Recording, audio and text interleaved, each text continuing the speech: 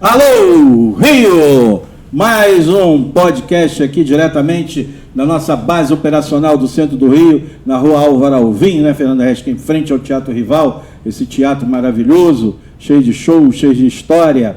E para comandar essa mesa aqui comigo, para a gente fazer uma entrevista hoje muito importante, uma entrevista que vai ser muito legal, que vai ser muito esclarecedora para quem nos assiste, está ao meu lado o ator, professor de História, o inspetor de polícia Sérgio Papito. Alô, Rio, pessoal, Sérgio? tudo bem? Graças Botando a Deus, tudo todo bem. mundo em cana lá em São Gonçalo? Tá complicado. Muita gente foi em cana, como foi? Então, tá complicado, mas a gente está trabalhando. O índice de roubo de veículo, de carga aumentou muito em São Gonçalo, mas nós estamos combatendo isso aí. Em breve teremos novas prisões lá. E na delegacia ainda tem aquela Sala dos Milagres de São Jorge? Não tem não. Isso já acabou há muito tempo. Acabou? Acabou. Mas o pessoal lá falava, Não me complica. Lá eles falavam. Também Não. aqui Zé Maria Rodrigues, dramaturgo, ator, diretor. E o filme, Zé? Tá rodando o Brasil o filme? Não sei nem sei onde é que está agora. Mas é sucesso na Europa também o filme? Agora quero que vá para o stream, porque tem muita gente que não... Qual é o nome do filme? cinema. O nome do filme? O Diabo na Rua, no meio do Redemoinho. Mãe de quem? O Diabo na Rua, no meio do Redemoinho.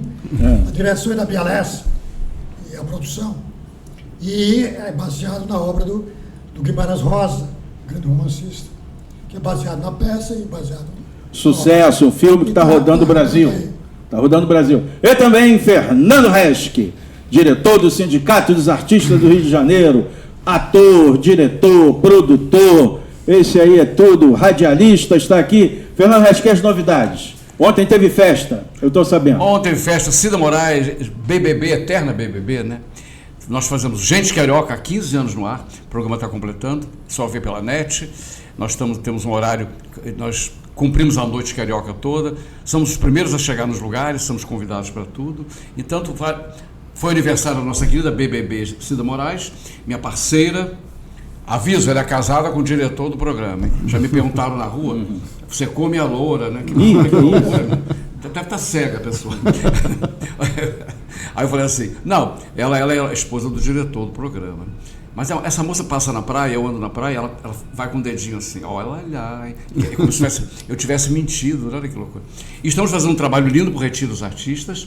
Qual é a próxima data? Dia 21 de novembro agora, Teatro Miguel Falabella, às 4 horas, um grande show, Golden Boys, Vatuzzi, é o elenco que eu fico sabendo no dia, né, que eu que apresento.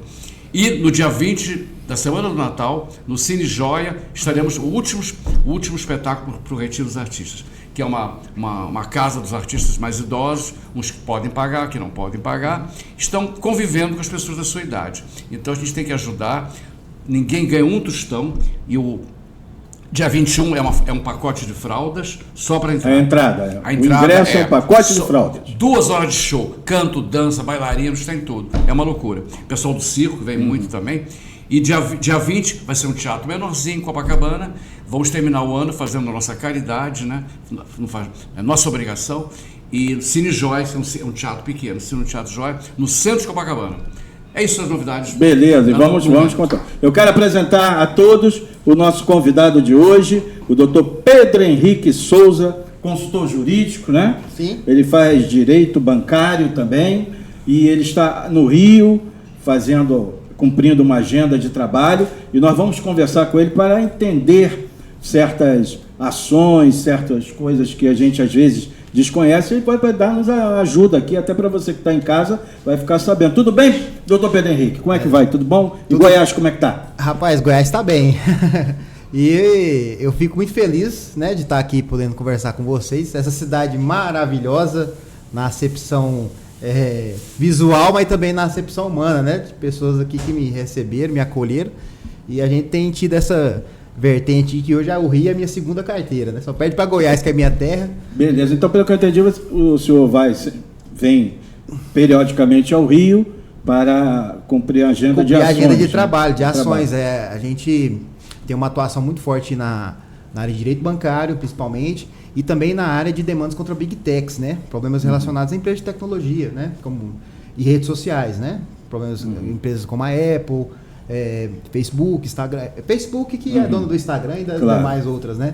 E a gente tem aí uma carteira de ajuda, né, a lidar com essa plataforma. E essa demanda é justamente na maioria, sobre quais problemas? Porque são variados problemas, né? Primeiramente, tem muitos problemas associados com hackeamento. Esse é o principal e mais grave, né? Um hackeamento que hoje organizações criminosas aí têm tido o mecanismo de entrar na conta do usuário, né, do consumidor, e a partir disso fazer ali a oferta de investimentos, né? Todas as coisas que você pensar, a gente já teve a oportunidade de ver. Questão aí de oferta de investimento fraudulento, né, que não existe, oferta de venda de produtos que não existe, e utiliza aí da boa fama dos usuários, né, principalmente pessoas que têm aí um número de seguidores interessante, aquela coisa, e nunca se espera, agora as pessoas estão um pouco mais prevenidas, né, de que aquela pessoa que é sua amiga da sua rede de relacionamento esteja ali invadida e acaba que a boa fé de acreditar. É aquele golpe, né? Estou vendendo a geladeira aqui, que eu vou me mudar. Exatamente. Quem quiser, pode só fazer um Pix. Estou trocando de celular, eu vou vender o velho, e aí a pessoa faz o Pix e depois, né, há o problema. Mas também tem outros problemas, viu? Há outros problemas relacionados à questão de desativação unilateral, né? Banimentos injustificados, não notificados, né? Essas plataformas, elas têm uma dificuldade muito grande de se adequar a uma questão de padronizar práticas e também ter ferramentas de serviço de atendimento ao consumidor. E esse tem sido o grande problema. Porque o que acontece? São empresas norte-americanas, né, que desconhecem o Código de Defesa do Consumidor, apesar de que isso é até interessante, né, cara? A gente é um país que fala tão mal, às vezes, de nós mesmos, a gente tem um complexo de vira-lata. Mas uma das leis mais modernas que nós temos, e que nós estamos disparados na frente até do resto do mundo, é o Código de Defesa do Consumidor. É uma lei moderna, né? E uma lei que assegura uma série de instrumentos, né? E correções nessas relações comerciais, de consumo, que traz uma salvaguarda interessante ao cidadão brasileiro, né? O Código de Consumidor, ele nasceu como um gêmeo siamês da própria Constituição. Porque quando teve a Constituição, nos atos de disposições transitórias, em seu artigo 48, já falava que em 120 dias seria promulgada uma legislação de defesa do consumidor. Coincidiu que o nosso presidente na época era o Fernando Collor, né? Então, uma das poucas coisas que o Collor deixou de bom aí foi essa questão aí do Código de Defesa do Consumidor, o governo dele, né? E o que ocorre? Como a legislação realmente é vanguardista, e as empresas norte-americanas não entendem esse conceito de que você põe um produto na praça, você é responsável por ele, você é responsável de dar assistência ao consumidor, informação clara, né? E hoje essas big techs não contam com um serviço efetivo de tratamento com o cliente caso ele tenha um problema. É isso que acontece. Por exemplo, a pessoa tem uma dificuldade de acesso, no qual ela não consegue resolver sozinha, e não há solução às vezes, porque tem muita coisa que está associada à perda do e-mail que criou aquela conta, né? Essa questão do hackeamento que não tem dispositivos de segurança, né? A questão também associada a cerceamento de opinião, tem havido muito isso, né? A gente sabe que a rede social ela é próspera na questão do discurso de ódio, e às vezes a má interpretação se aquela pessoa fez ou não, porque uma mera denúncia de outro usuário soma-se a outra e derruba a conta da pessoa, às vezes de má fé.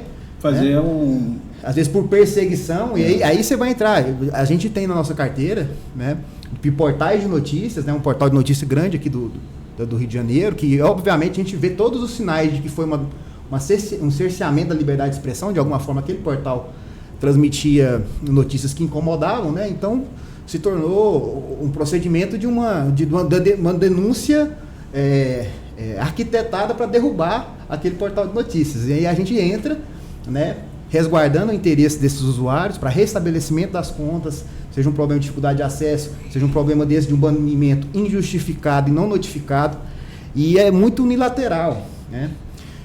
Eles não oferecem, às vezes, o direito de defesa que é consagrado na nossa Constituição, né? E também essa questão de uma comunicação plena e clara. Sim. Porque o que acontece hoje? O que é disponibilizado é apenas um roteiro do que fazer ou deixar de fazer. Não há um atendimento de uma pessoa da empresa oficial que vai te trazer um caminho ou um procedimento. Falando, olha, realmente minha conta foi hackeada. Não, então vamos bloquear, pá. poderia ser uma coisa rápida, né? É como, por exemplo, uma empresa de cartão de crédito, né? Se o seu cartão de crédito for roubado, você liga e cancela, bloqueia, né, o cartão, logo em seguida há esse procedimento. Então, meu trabalho um pouco, ele tem sido, claro, a gente ganha as ações e eu acho que essas empresas já colocaram na ponta da caneta que é melhor indenizar os usuários, fazer um acordo, porque também há um comando que eles teriam que fazer uma adequação a nível mundial. A indenizar os brasileiros e não adequar a lei brasileira é mais fácil do que ter que padronizar isso a nível mundial, porque são bilhões de usuários, né? Então, nisso a gente só efetiva o que a nossa legislação prevê, né? Se a reiterada violação continuar, a gente vai estar aí à disposição do cidadão brasileiro que queira fazer essa busca do seu direito. Mas também, sempre nas iniciais, sempre nos processos que eu entro, eu também faço um apelo sobre a questão de oficiar e, primeiramente, dar uma pena pedagógica, porque também uma big tech dessa não adianta dar uma condenação em valor baixo, né? E esses valores geralmente são significativos? Então, ocorre assim, varia bastante, né? Depende muito do tamanho da conta, número de seguidores, a influência que causa na sociedade, porque o dano moral, ele é o seguinte, ele está no artigo 186 do Código Civil, né? Todo aquele que, por ação ou omissão, perícia, negligência causar dano na outra, ele tem o dever de indenizar. E aí você tem que apurar a extensão dos danos. E a extensão dos danos está atrelada à pessoa, né? E o problema experimentado pela pessoa. E aí vai ter variadas condenações de todos os valores. Agora, existe uma coisa que aumenta muito mais o valor dessas ações do que a própria indenização de danos morais. É porque o restabelecimento, ele tem a liminar dada com uma multa diária indexada.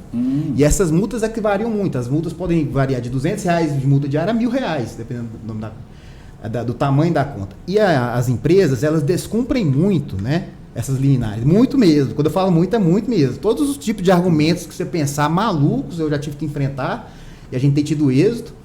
Então vai somando os dias, 50 dias, 100 dias, aí vai fazer o quê? Mas acaba pagando? Lá no final paga, a grana aparece? Realmente paga. Ele soltando a grana. No final paga. Com o trânsito em julgado, né? A gente pede o cumprimento de sentença, apura qual o valor do dano moral. Eu vou dar um exemplo. Teve um caso, por exemplo, que estava em R$2.000 o dano moral, só que quando foi apurar a sentença tinha 54 mil de multa.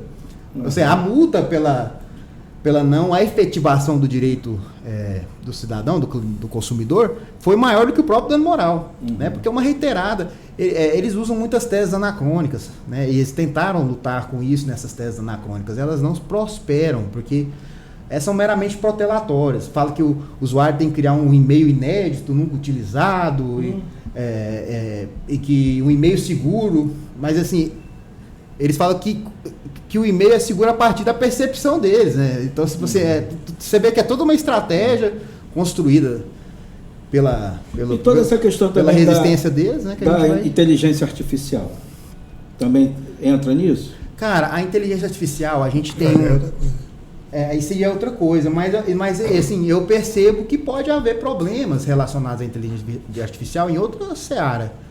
Ela sendo utilizada... Eu digo assim, alguém pega a imagem dele, Fernando Resch, que é um artista, coloca, divulga no Facebook, no Instagram, ele falando alguma coisa. A voz é roubada em 15 segundos, né? A nossa voz já apareceu na televisão, 15 segundos rouba. Tem uma atriz que é conhecida, já foi divulgado, né? Mãe de uma apresentadora muito importante de São Paulo, então... ela caiu em 50 mil, a voz era da filha. Então, como é que uma mãe não conhece a voz de uma filha? Né? É difícil. É difícil mesmo. Agora, porque essa é outra questão que ele está falando. Ele está falando do poderio das big techs contra a população, ou contra o consumidor. E que teve um embate ferrenho ainda há pouco, do X, do Elon Musk, contra o Supremo Tribunal Federal. Tem. E o careca botou para valer. Nossa sorte que tira esse careca como presidente do Supremo e agora como... Porque ele foi contra o X, que todo poderoso, todo firme, não, vai virar, o Brasil não vai conseguir fazer o que quer, e fez. O cara teve que se baixar a crista, pagou a multa para poder voltar a funcionar. No nosso país, as nossas regras. Se não estava ainda bloqueado. Então, essa questão das Big Techs é diferente desse outro, porque é muito poder, é muito dinheiro, eles querem chegar e tomar conta. Só que aqui não é um país, qualquer país. Aí tem uma miséria de país, mas tem lei. O país das bananas? É o país da banana, mas tem lei. Mas tem a nossa soberania, né, bicho? Não é uma pessoa lá de fora. Se a gente leva em consideração que os Estados Unidos, que é o país mais poderoso do mundo, tem leis mesmo mais fracas que a nossa, tanto é que Trump foi agora eleito, e o Bolsonaro aqui não vai poder ser eleito, por questão de crimes. Então, as nossas leis estão mais à frente. E como ele salientou bem, a lei de defesa do consumidor. Exatamente. Foi interessante esse ponto de vista que ele falou aqui. Tem um documentário que está na Netflix, não sei se vocês assistiram, mas quem estiver assistindo a gente, que é fantástico, chama O Dilema das Redes. Que fala, você chegou a ver ele? Então ali fala como é selvagem e perverso a construção, né, de negócio das Big Techs. É porque as Big Techs ela tem uma questão assim de avanço muito, muito agressivo. E elas trabalham com uma situação que é um ambiente de extremo interesse de todos. Hoje ninguém vive sem a rede social, mas ali aquele serviço está disponível e tudo, por uma questão econômica bastante pesada. Porque, por exemplo, hoje se eu falar dessa caneca aqui, essa caneca é linda, rapaz, eu vou comprar uma caneca como essa. Daqui 2 minutos, quando eu abrir meu Instagram, tem um monte de ofertas de caneca. Então, nada mais, nada menos, que é um negócio. E é até difícil eu poder explicar isso para as pessoas, porque muita gente acha que eles não são consumidores, eles são usuários. E assim, acha assim, mas eu posso pegar minha conta, posso ganhar dano moral porque aconteceu alguma coisa, eu não pago nada para usar esse serviço. Mas, cara, você é consumidor, porque você tá só de você estar na plataforma. E outra coisa, é o ajuntamento desse número, essas inúmeras pessoas, esses inúmeros usuários, que fazem com que o negócio fique interessante, né? E é a partir disso que ganha, porque as empresas pagam para impulsionar de todas as formas, fazem lá o tráfego pago, as tags, por exemplo, empresa de violão, ele quer vender o violão, bota lá em violão, a pessoa tem interesse no violão, vai procurar a empresa dele. Então hoje o faturamento aí é extraordinariamente grande, uma margem de lucro muito grande. Essas empresas, no ranking aí das maiores do mundo, é as que tem o maior poder econômico. E é um poder econômico e, ao mesmo tempo, um poder de controle social. Tem um romance de George Orwell, 1984, né, daquele... Esse livro ali. É fantástico, né? Já chegamos lá, já ultrapassamos lá. Já. Eu achei muito interessante quando eu li... Tem um filme, né? Existe um longa-metragem. Tem um filme, é uma obra fantástica. É uma obra que fala do Big Brother, né? George Orwell. George Orwell. Orwell. Né? Orwell. E ele tinha a alcunha de imaginar um mundo controlado pelo o grande irmão, que seria o Estado, né?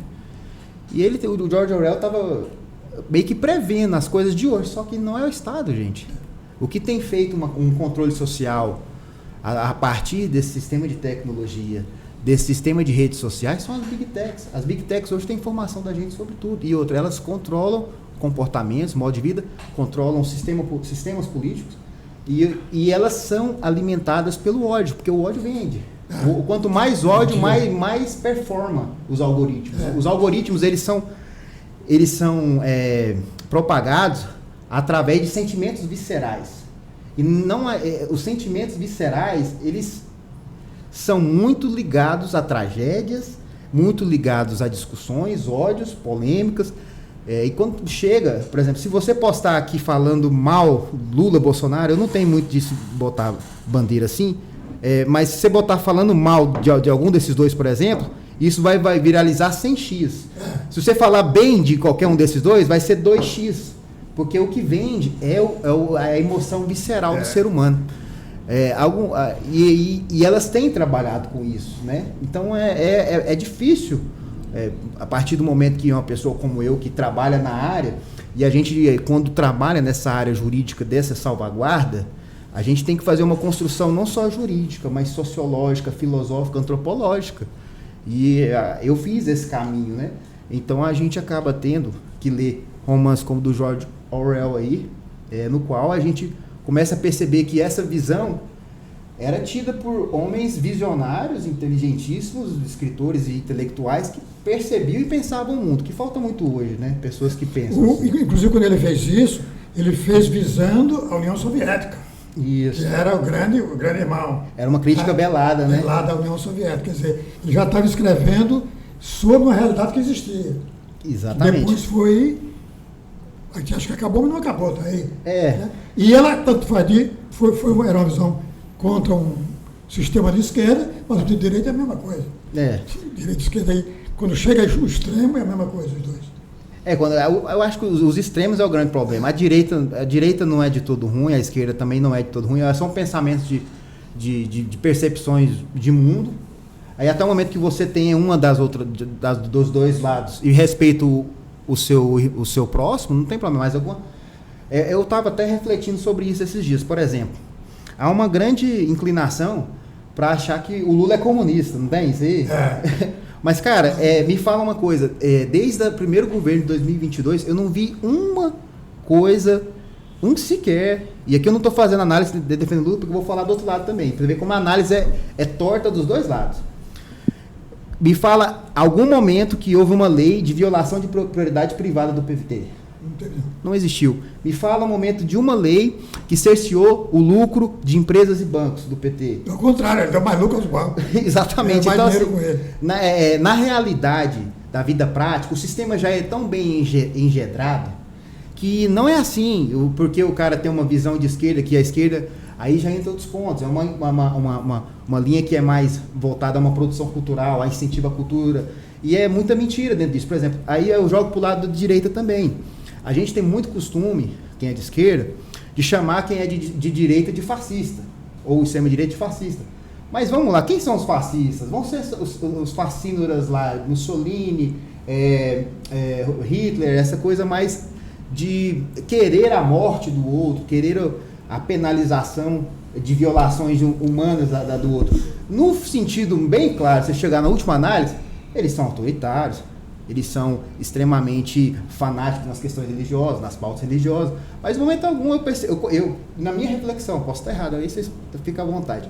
Eu acho que eles querem a morte do outro, querem o extermínio de uma raça, essas coisas. Pode ter uma extrema direita, lá na extrema, né? Que pode ter uma visão Ku Klux Klan, né, do mundo, né?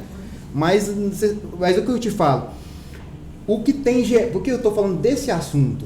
E eu não sou político, não é? Mas por que eu acho importante falar desse assunto? Porque esse assunto é o que mais causa ódio nas redes.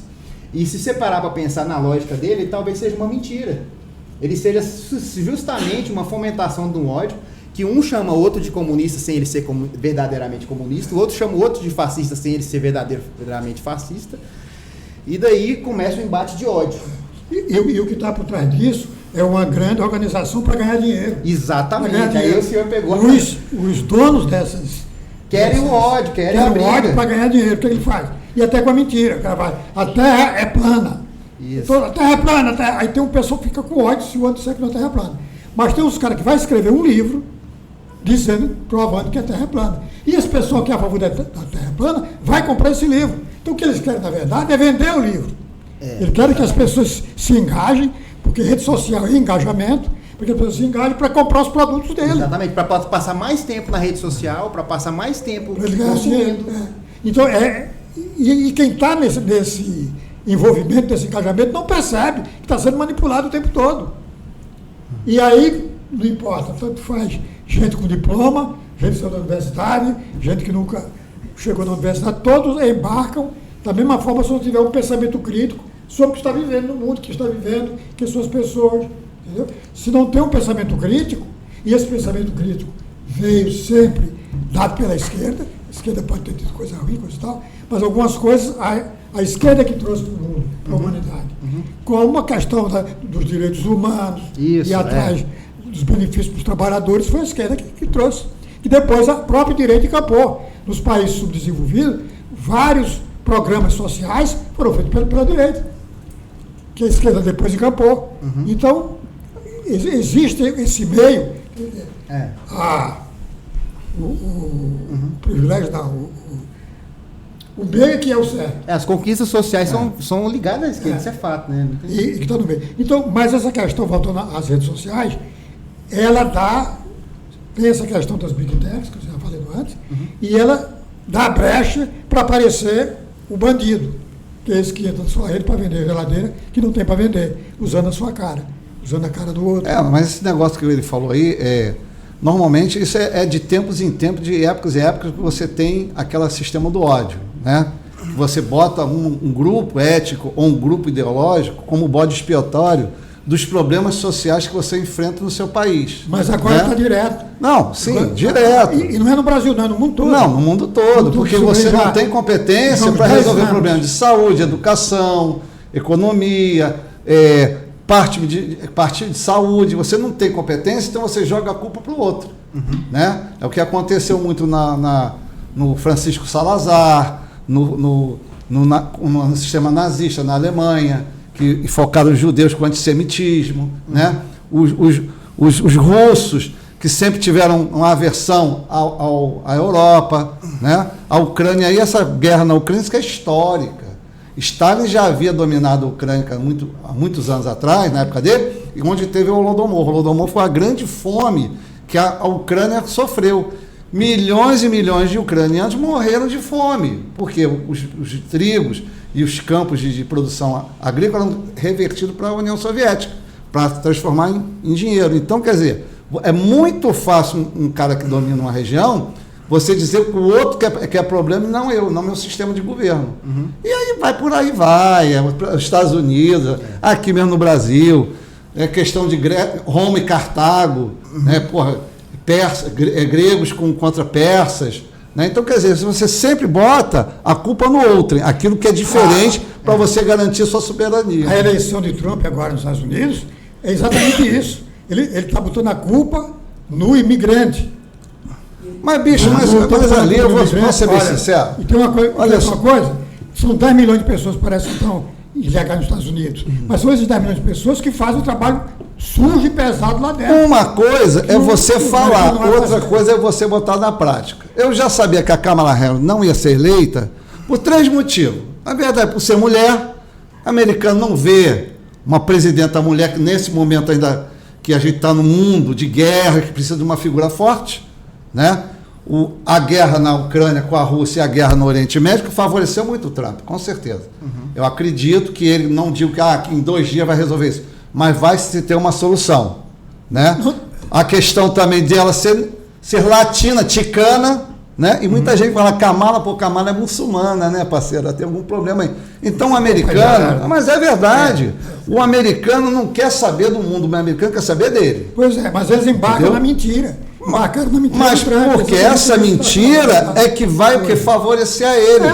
E você vai embarcar. É que nem o Bolsonaro dizendo que vai ser candidato em 2026. Gente, não vai, pô. Não é porque o Trump foi eleito lá que vai ter qualquer tipo de relevância na modificação do status eleitoral dele. Ele está inelegível até 2030. E eu acredito que até mesmo em 2025 ele vai pegar uma cadeia, porque está se preparando todo um dossiê da Polícia Federal, dos atos antidemocráticos, dos atos golpistas e outras coisas a mais, que vai garantir a ele a cadeia. Você não tem dúvida sobre isso aí, da questão jurídica. É porque eu queria dar essa opinião jurídica, é porque todo mundo fala dessa possibilidade do Bolsonaro e compara com a do Lula, que o Lula foi preso e tal, teve aquela coisa.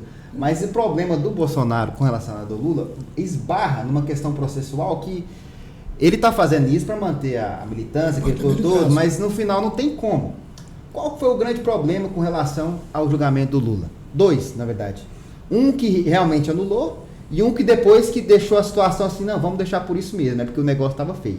O primeiro foi jurisdição. O que anulou o julgamento do Lula lá foi a questão que foi entendido que o julgamento não poderia ter sido em Curitiba, era em Brasília. Isso foi a anulação do processo, foi uma regra processual. Mas aí depois, o que aconteceu nos desdobramentos? Descobriu que o juiz era suspeito. Esse juiz que julgou ele foi candidato a presidente, tentou ser candidato a presidente, depois saiu candidato ao Senado, foi ministro do adversário dele, então ficou bem claro isso.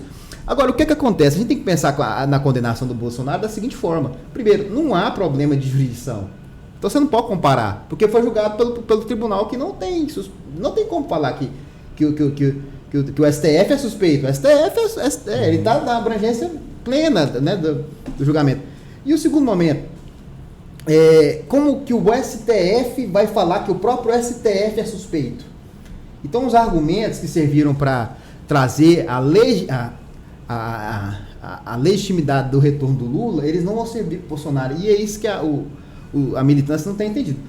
E que ele falou, outra coisa totalmente desassociada também com a realidade do Trump. Os processos do Trump são de natureza muito diversa também, que ele teve uma situação que ele conseguiu se sobressair ali. Mas eu falo assim, na questão processual, é porque se tivesse uma brecha processual, considerando o poder do Bolsonaro, que na verdade não é pequeno, a gente fala assim, mas se você tem que pensar que é um cara que teve 49%, então sobrou 51% para o outro, a gente vive um país dividido. A gente vive um país dividido, que é um país difícil. Você chega numa reunião de família, você tem a sua convicção, você fica até sem graça se você pode falar ou não entrar no assunto, porque é dividido e às vezes até aflorado. Mas o que eu estou te falando, se houvesse uma questão processual com alguma chance de prosperar, tudo bem, mas não existe. Porque o próprio STF, no final das contas, vai ter que julgar o senhor Bolsonaro. Então não tem como. Mas, doutor Pedreira, eu queria saber, não conhecer mais o senhor, lá em Goiás, como é o seu escritório? Você trabalha com outros colegas, a sua atuação, essa conexão com o Rio de Janeiro? Fala um pouquinho dessa modo. Vamos lá. Meu escritório, hoje, ele conta com estagiários, né? Com a minha esposa, que é consultora também no escritório, né? E parcerias. Eu, antes de ter uma advocacia própria, autônoma para frente minha, eu já fui associado, eu já tive sociedades, né? Só que isso dá muito certo para alguns, mas não dá muito certo para outros. E você tem que se conhecer. Eu tenho uma forma muito própria de fazer as coisas, entendeu? Então, o que acontece? Sócio advogado não tem, mas tem um parceiro para as áreas que eu não atuo, que são parcerias do escritório, que estão lá para as áreas, principalmente duas áreas que eu não tenho nenhuma predileção, que seria criminal e trabalhista, por exemplo, né? Criminal, trabalhista, previdenciário. Então a gente tem os parceiros, que os parceiros podem utilizar a minha estrutura física, fazem os processos, ou podem utilizar a própria deles, mas como advogado mesmo, hoje responsável por tudo sou eu, né? A conexão com o Rio de Janeiro. Cara, essas coisas acontecem, assim, até acho que tem um negócio que eu acredito demais de alinhamento das estrelas, né? Igual eu tô te falando que eu entrei nessa área, e essa área aí é uma área muito voltada para um tipo de público chamado influencers, tipo de público que tem uma certa penetração.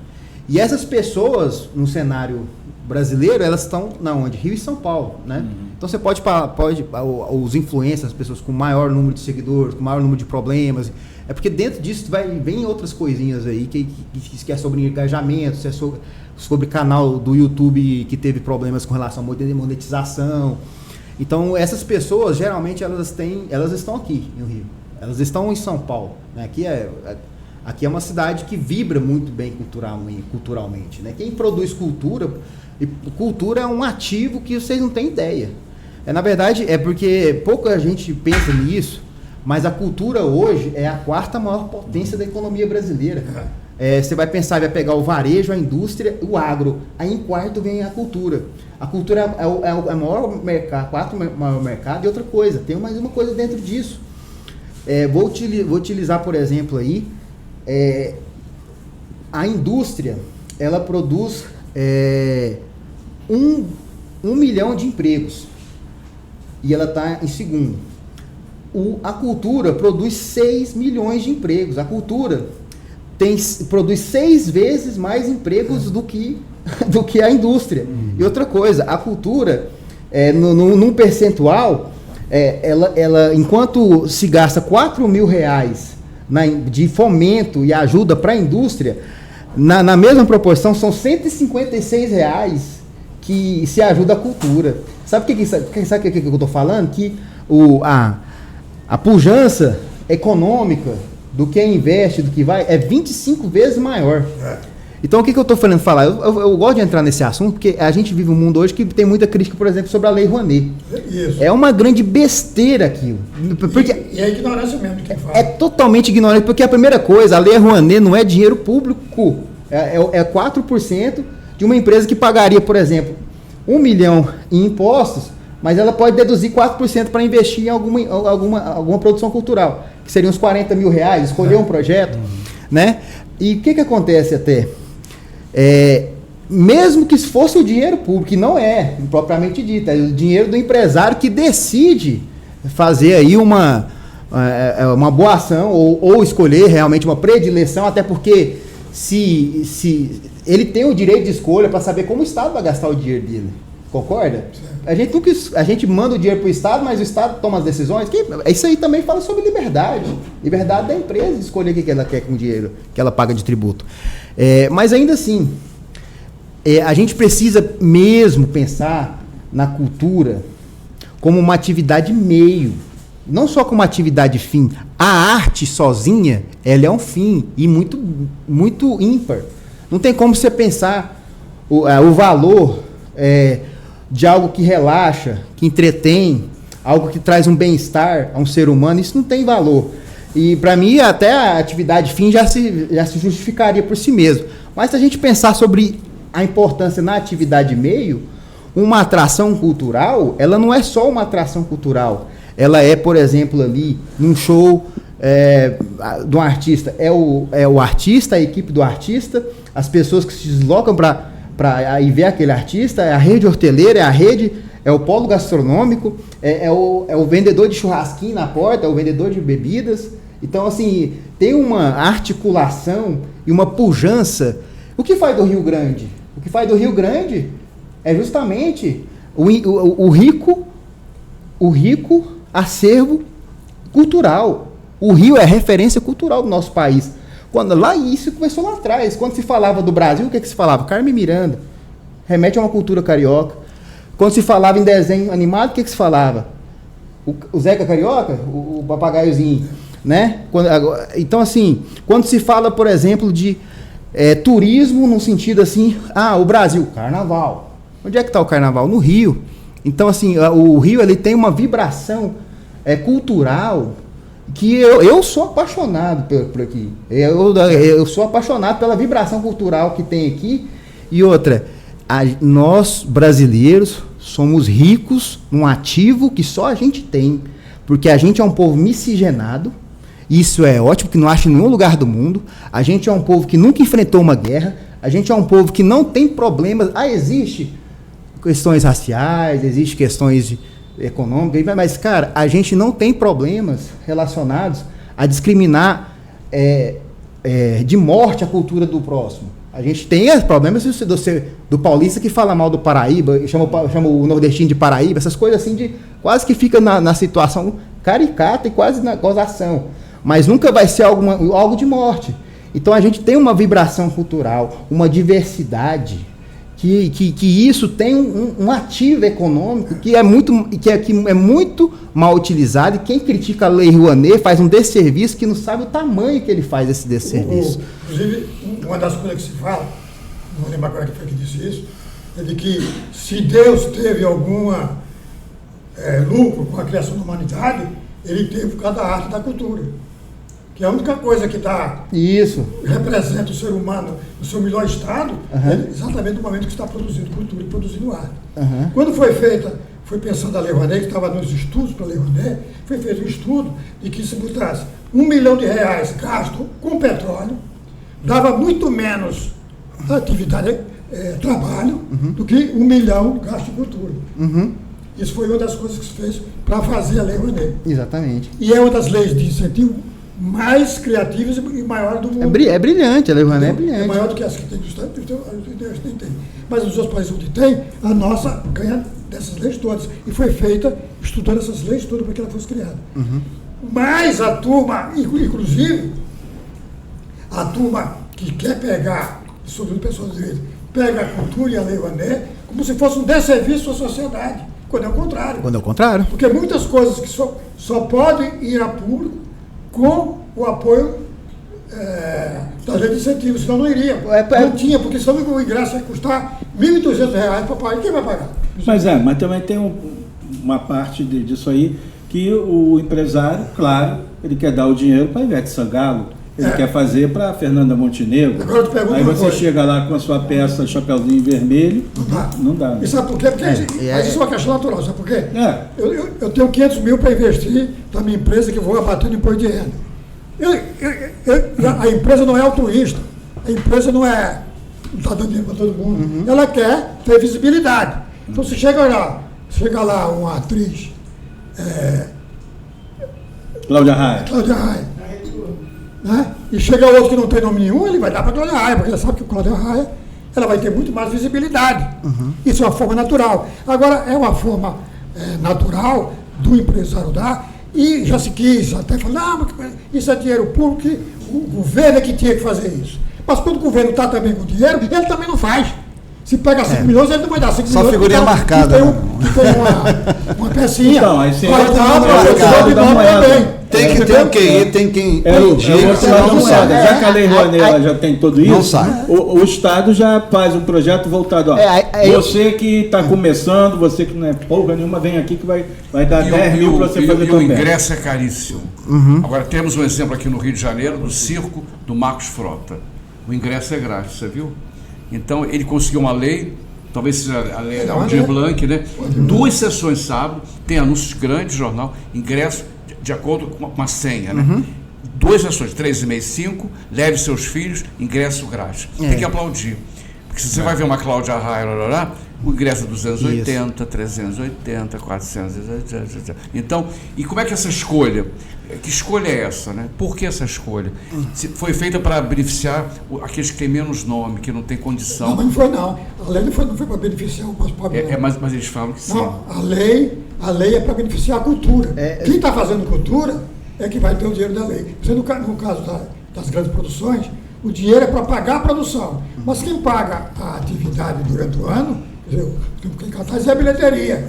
Aí já se vai dar para cima. Tem uma lógica jurídica sobre isso. Agora, eu posso falar ela? Claro. Quando se faz uma lei, ainda mais uma lei que envolve recursos, ela tem 2 lógicas. Ela tem uma lógica constitutiva e outra uma lógica distributiva.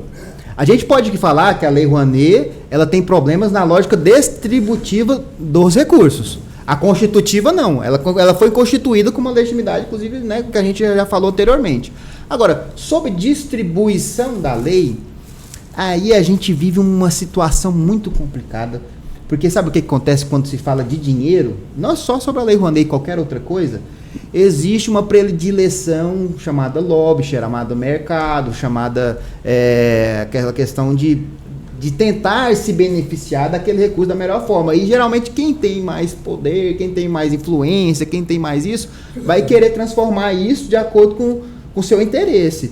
Agora, o que nada impede, por exemplo, se a lei já está posta, se tivesse um congressista que pelo menos tivesse percebido o que vocês perceberam agora aqui, que eu achei fantástico e interessante isso.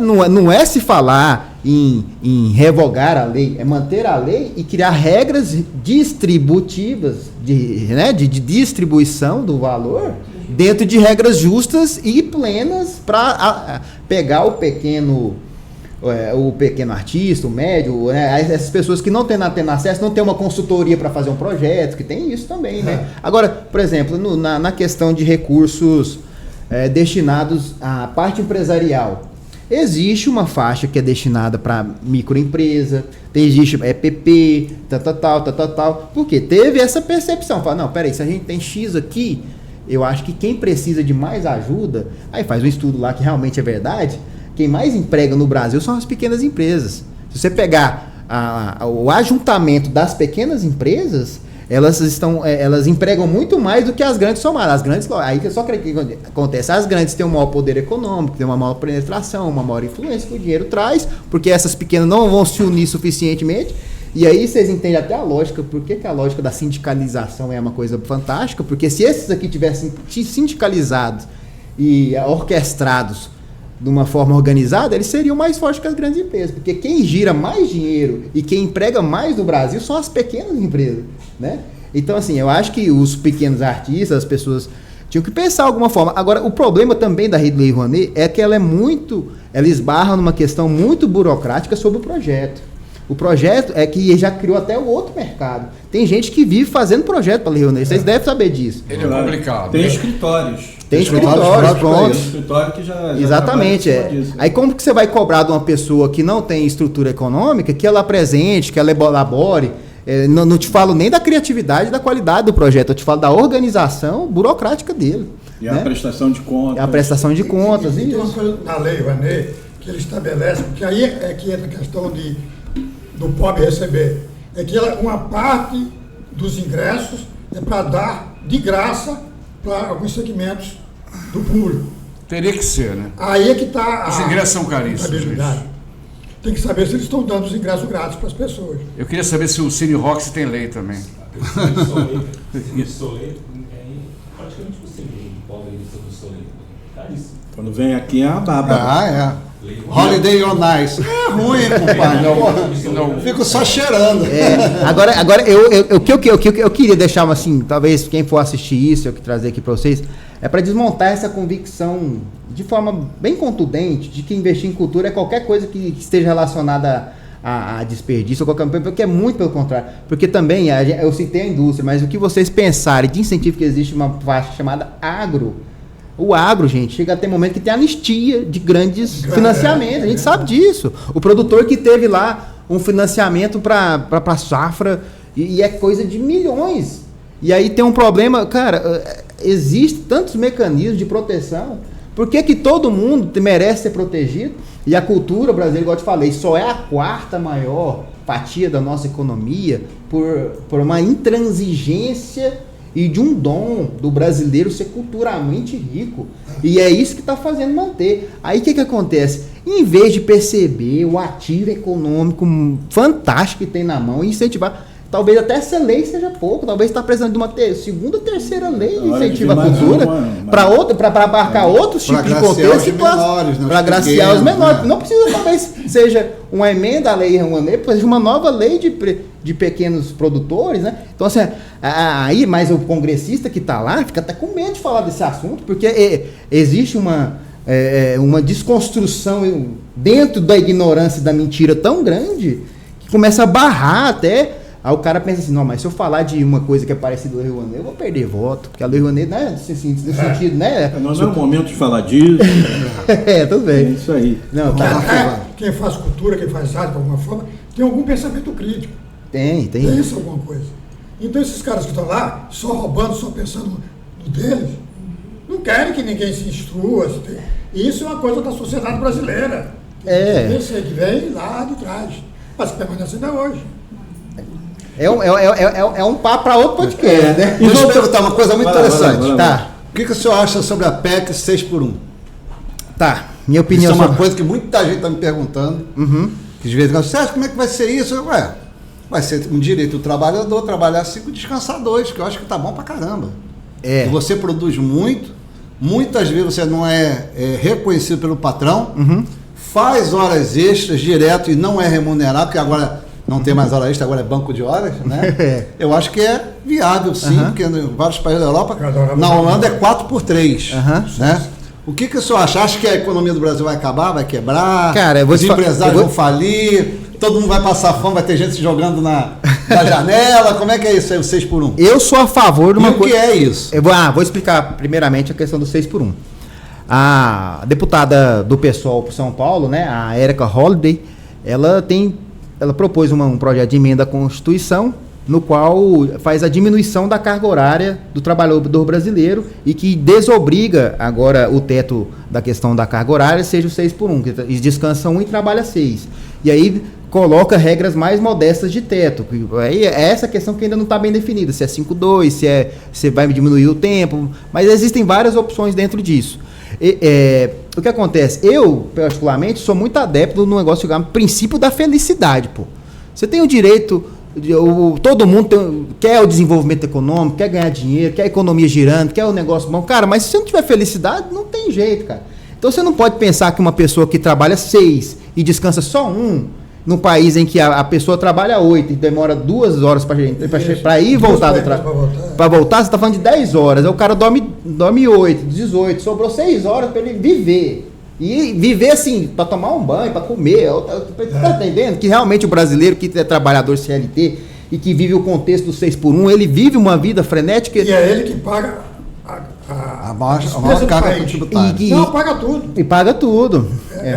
Aí o que eu vejo dentro disso? Esse projeto é tão interessante que pela primeira vez, cara, eu consegui ver uma coisa bastante interessante. Quando ele bateu lá, muito congressista de direita foi lá e começou a falar mal só porque era uma propositura do PSOL e de uma mulher com uma situação de transfobia, né? Mas aí depois o que aconteceu? Cara, o projeto é tão bom, o negócio é tão bom porque o negócio fala sobre realidade. A gente acabou de falar para trás sobre uma discussão irreal. E gera o ódio e tal. Cara, mas isso aí fala sobre realidade, fala sobre bem-estar. Fala sobre bem-estar, sobre felicidade, né? Agora, se alguém quer se submeter a algo que viola a sua própria dignidade, seu tempo, porque tem uma perspectiva de ambição e tal, tudo bem, legítimo. Mas eu acho que a lei tem que salvaguardar o mínimo vital para a pessoa ter o gozo de passar por essa vida tendo desfrute, tendo felicidade. Agora, se a pessoa vai optar por não querer esse desfrute, essa felicidade, ou porque ela vai acelerar o negócio agora, porque tem gente que trabalha, tem gente que trabalha 20 horas, 7 dias. Mas talvez ela está pensando que vai fazer isso agora para na frente ficar descansar. Eu já tive fase de trabalhar 20 horas por dia, vocês não tem noção, é difícil, é estressante, cara. A gente cria um monte de problema dentro de casa, com a família, com muita coisa. As pessoas que estão com a gente nisso, é difícil entender. Faz cinema, televisão, né? Isso mexe com a carteira assinada. Isso mexe com a carteira assinada. Porque o cara diminuiu. Aí então, ele é garçom, ele arruma, ela é faxineira.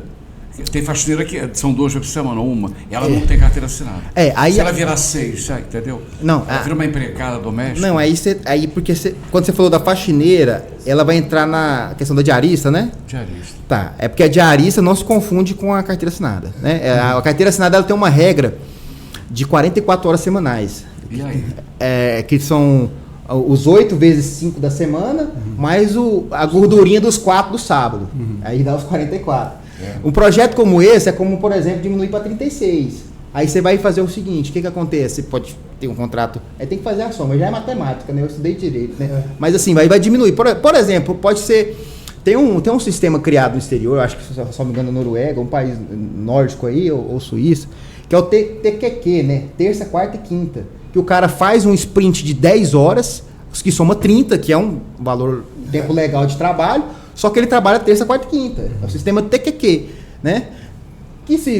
Mas aí a gente precisa pensar sob o ponto de vista de produtividade das coisas também. Às vezes o cara que trabalha um dia, mas um dia bem feito, faz mais do que o cara que vai trabalhar 6. O bancário entra nessa... O bancário, todo mundo, o bancário entra também, né? Todo mundo que for seletista. Então, bancário, não, o que eu tô falando aqui só um exemplo, um case do exterior. O que vai acontecer, por exemplo, é porque assim, o projeto só fala para diminuir a carga horária. Ele está um projeto de construção. E outra coisa, gente, é um projeto de lei. O que é um projeto de lei? Inclusive, ele precisa de debate, precisa de votação, precisa passar por comissão, tem todo um devido processo legal. Só que essa matéria, ela enfrenta tantos a diversidade de interesses econômicos que ela pode colocando em risco, porque é um risco entre aspas também, porque é a falta de visão do cara, que ele pensar que uma pessoa descansada, feliz, vai produzir mais para ele, e no final é ele que vai ganhar. E é uma coisa cretina, porque os próprios congressistas não trabalham nem segunda nem sexta. O próprio trabalha terça, quarta e quinta. Eles já têm outro sistema. Agora, mas vamos para a prática, porque eu acho que ele está querendo algo mais prático. Deixa eu falar. Porque você sabe. Isso, vamos lá. Vamos lá, diminuímos para 36. Né? Os 8 horas diárias e os 4, que é a gordurinha do sábado, que é metade da carga horária até 13 horas, o que vai passar? Pode ser que tire esse sábado dele, e pode ser que o contrato durante a semana seja de 7 horas. Que vai dar 35 ainda, né? Aí tem mais 1 hora sobrando. Essa 1 hora pode ser um dia que ele fique 8. Vai distribuir. Cara, no final das contas, é tão pouquinho. É só o cara não ter que trabalhar no sábado obrigatoriamente. E só o cara, em vez de trabalhar 8, talvez trabalhar 7, tirar uma horinha, né? Ou então se você pegar nos 6 dias, 36 é 6 horas. É como se o cara, ao invés de trabalhar 8, ele vai trabalhar 6. O que acontece com o cara que trabalha 6? O cara que trabalha 6 vai entrar às 8 e sair às 14. Aí ele sai às 14 horas, no inteirinho,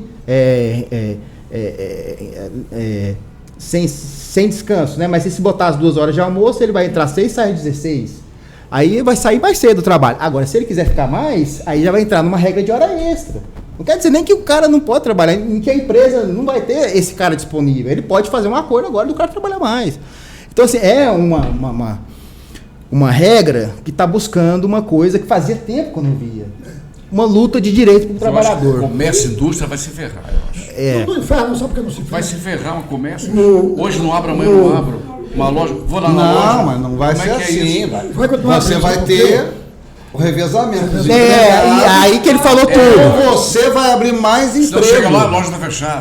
Pode ser, aí que tem. É por isso que precisa de um debate amplo. Pode ser que abra mais emprego. Mais emprego. Mais postos de trabalho. Agora tem uma questão que o Domenico Di Massa, o italiano, já há 30 anos, Gosto criativo. falou o gosto criativo, que é exatamente isso. Ele não queria 3 dias, ele queria quanto mais tempo de descanso o trabalhador tiver, mais ele é produtivo e ele vai trabalhar com outra coisa, e vai dar dinheiro em outra questão. Quer dizer, se o cara trabalha e sai cedo do emprego, ele pode ir para o teatro, pode ir para o show, entendeu? Se ele tiver dinheiro para ir, se for de graça, não sei. Pode se aprimorar, pode fazer Pode- um curso, pode fazer pode uma fazer faculdade. E também já Pode se No dedicar à conjunto- família. No conjunto, a humanidade como um todo se beneficia. Não é aquela empresa, nem aquele cara.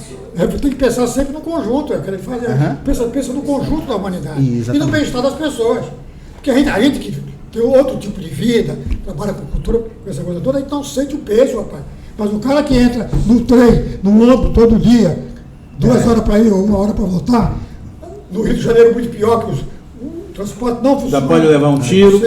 Ainda é capaz de levar um tiro. Esse pessoal, quando chega em casa, ele não tem nem como pensar. Não tem nem força. É porque o mundo hoje tem um levante. E esse levante tem nome. Da ONU, que já definiu, né?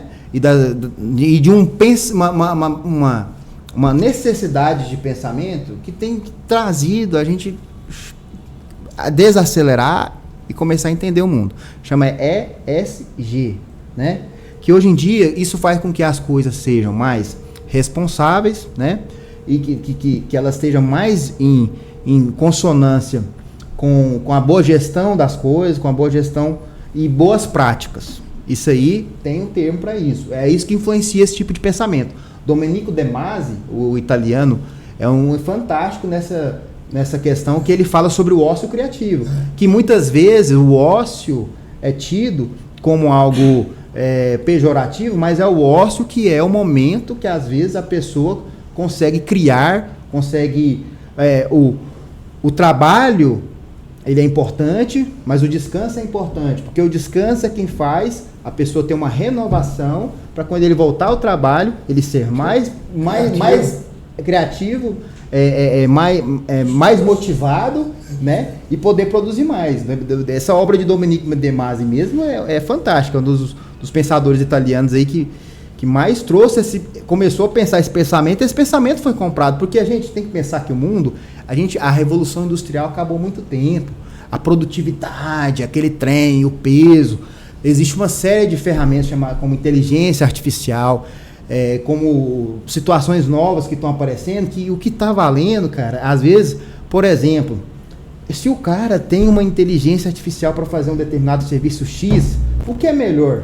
Ele estudar para aprender apenas a dar o comando para essa inteligência artificial e ela depois deslanchar, ou ele tendo que ficar trabalhando e ficar preso sem conhecimento. Exato. Então, entendeu? Então, Ele assim, passa pela vida, ele não vive a vida. ele né? não A vive verdade a é isso. vida. Então, assim, O próprio Elon Musk fala mesmo que no futuro a sociedade como um todo vai ter que botar um salário social. exatamente. Porque várias funções vão deixar de existir. Exatamente. E essas pessoas precisam de uma demanda para poder sobreviver. É É, mais ou menos família, por aí, né? Que está acontecendo, né? O Esse é um todo. mundo até difícil para mim. Cara, eu acho que eu sou um pouquinho mais jovem do que vocês estão na mesa aqui. Mas eu sou um cara meio moda antiga, assim. Minha esposa sabe assim, né? Eu também demorei a pegar isso aí, porque eu também era dessa percepção da produtividade, do trabalho, da responsabilidade e tal, e tem que ter rotina, e tem que ter... Mas aí a gente começa a ter que abrir a mente um pouco, adaptar com o mundo do jeito que ele se transformou, porque é um mundo diferente. É um mundo, por exemplo, essas empresas que eu estou te falando, as maiores empresas do mundo, Google, Facebook e tal, você chega lá, o funcionário está andando de skate e jogando ping-pong. E está produzindo milhões, porque ele está sendo pago para pensar, ele está sendo pago para produzir inovação. Então, aí começa a pensar sobre coisas que são intangíveis no sentido econômico. Então, a economia não é mais uma cadeia de produção que produz a caneca e ir lá e tem que fazer o bar, e tem que depois fazer a montagem, depois tem que fazer a pintura e tal, uma cadeia de produção. A lógica mudou um pouco. Para mim foi difícil. Imagina que para vocês vai ser também, né? Para pensar sobre isso, né? Mas agora vamos viver uma nova realidade, né? Isso aí quando já vivemos. E eu acho que essa conversa nossa aqui, ela vai ter que se repetir mais vezes. Certo. E nós temos muitos assuntos para tratar, para esclarecer. Acredito que muita gente que está nos assistindo ficou muito interessado. Espero que o Dr. Pedro Henrique esteja com a gente em outras vezes. Vou estar. Vindo ao Rio, sempre agendando a sua participação aqui na nossa mesa para colocar todos esses assuntos aqui e a gente continuar muito mais. Certo. Né? Porque dentro do nosso tempo aqui eu já fui informado que a gente já atingiu a nosso tempo. Foi muito bom. E eu gostaria então que o senhor agora, doutor, falasse como as pessoas queiram ter um contato, que queiram... Eu sei que o senhor vai sempre a eventos, congressos, vi muito isso. Como o senhor vai estar, como a pessoa pode até chegar no seu Instagram, conhecer e até se interessar, ter alguma demanda para chegar ao seu escritório. Tá pode certo. Pode falar. Vamos lá, nós temos aí nosso site, que é bem simples, que é phadvogado.com. Tá facinho, né? Agora você já nunca vai esquecer. Agora quer ver? Fala aí, phadvogado.com. Aí pronto, tá vendo? Facinho, né? Então você entra no meu site, lá vai ter o link para você conversar comigo direto no WhatsApp, o link do Instagram, todas as redes sociais. Tem o nosso próprio Instagram, que é adv.pedrohenrique. Tem como esquecer? O cara botou tudo facinho, né? adv.pedrohenrique. E sobre o telefone, a pessoa pode entrar no site que eu falei anteriormente, tem um link lá do WhatsApp. Contatos, né? Agora, se quiser que eu fale aqui, o telefone do meu escritório é 62 9966 26 117. Que é o WhatsApp. Que é o WhatsApp, né? Que aí fala sempre aí. Aí, assim, a gente tem uma atuação em todo o país, né? Com concentração específica e dedicada a São Paulo e Rio de Janeiro, né? Porque a gente está sempre aqui, né? Todos os meses eu tenho que me deslocar, porque é uma agenda mais volumosa. E vai estar aqui na nossa mesa. Sempre que vir a gente reserva. Vamos já. Talvez a gente já saia daqui com uma data, né? Vamos marcar. Eu deixo para vir, porque o Rio de Janeiro tem uma questão interessante. Todas as audiências no Rio de Janeiro, elas são presenciais, cara. Então, realmente, assim, eu preciso. Se eu não estou naqueles dias, eu preciso de um parceiro para fazer a audiência, mas eu acabo unindo o útil ao agradável, porque realmente, cara, eu tô maravilhado com as oportunidades com a terra que é aqui. E assim, cara, com quão especial é o povo do Rio de Janeiro. Isso não é porque eu tô, né? O povo do Rio de Janeiro assim, pelo menos as minhas experiências. Eu já tive aqui, esse ano, eu tava contando lá, quase 7 vezes esse ano.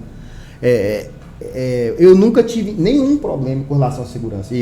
Aí eu não sei se vai ter. Sei que existe, mas eu não tive. Vamos de sorte. Mas eu não tive. Aproveitar uma carona. Eu tenho que falar das minhas experiências, né? Não tive. Uma carona, dá parabéns ao seu estado, que lança tantos cantores bons sertanejos. Não é? Vem todos de Goiás, né? Isso. Tem que se levar. É parte da cultura, é uma cultura nacional. Tem o Zezé de Camargo, que está no Rock in Rio, foi o Chitãozinho Chororó. Tem todo esse povo que vem de lá, né? Eu acho parabéns, né? Aproveitando. Obrigado. Beleza, então obrigado pela presença. Esperamos agora tê-lo sempre aqui, pelo menos uma vez no mês que estiver aqui, manter contato. Vamos sim. Podemos fazer até um link de perguntas e respostas das pessoas que estão sempre ligados com a gente colocar uma pergunta. A gente vai o fazer senhor as pautas, responder. né? E também temos nosso programa com o Fernando Resch, que convida, que é um outro tipo, é um A gente programa tipo do Chacrinha, com cantores, artistas, a gente grava em Copacabana, é uma coisa grandiosa. Temos a mesa de convidados, de personalidades, celebridades, que vão interagir com os artistas, e esperamos ter você também, o Dr. Pedro Henrique, na nossa mesa. Okay, muito obrigado, pessoal! Alô, Rio! Voltamos! Alô, Rio!